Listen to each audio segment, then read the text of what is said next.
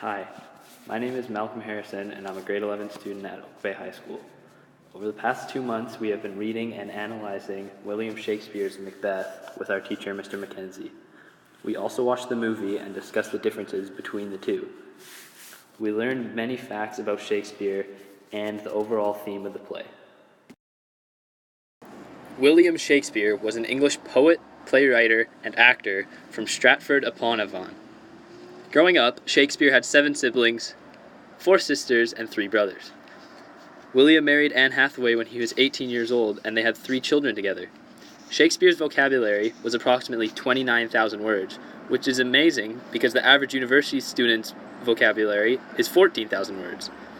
He had amazing ability to combine unlike narratives to form something that had never been seen before.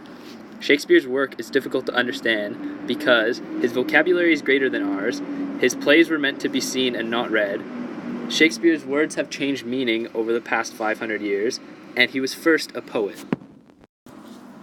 Shakespeare created a theater called the Globe, where his plays were performed. The Globe had an open roof because it used natural light for the plays being performed. His plays were written to be performed and not read, which meant that the theater was a huge part of Shakespeare's success. The theater was separated into different sections to fit the different classes who attended the plays. Groundlings and earthlings were the poorer class who sat in the dirt right in front of the stage. From there, the middle class people sat further away from the stage, and even wealthier people sat in booths beside the stage. The seat that showed the most wealth and power was a seat right on the stage where the play was being performed. During Shakespeare's time, many different key inventions were made, including the printing press. This was very important for the success of Shakespeare because his work was made more widely available. The words from Shakespeare's time have different meanings now, like proper and kinsman. Shakespeare's work was mostly inspired by the Bible, Ovid's Metamorphoses, Plutarch's Lives of the Noble Grecians and Romans, and Holinshed's Chronicles of England, Scotland, and Ireland. It was also inspired by the other poets of his time, including Edmund Spenser and Samuel Daniel.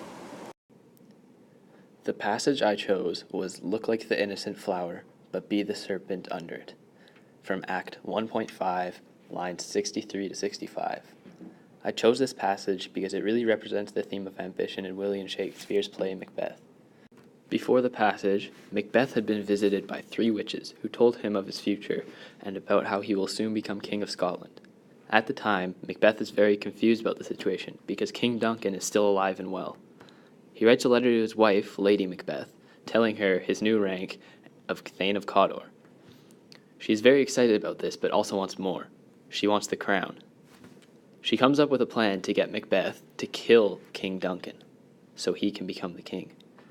The passage I chose is her advice to Macbeth and how he should act before he commits the crime.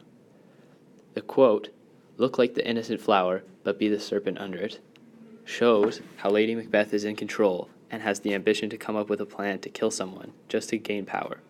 Yet she is too afraid to do it herself because Duncan resembles her father.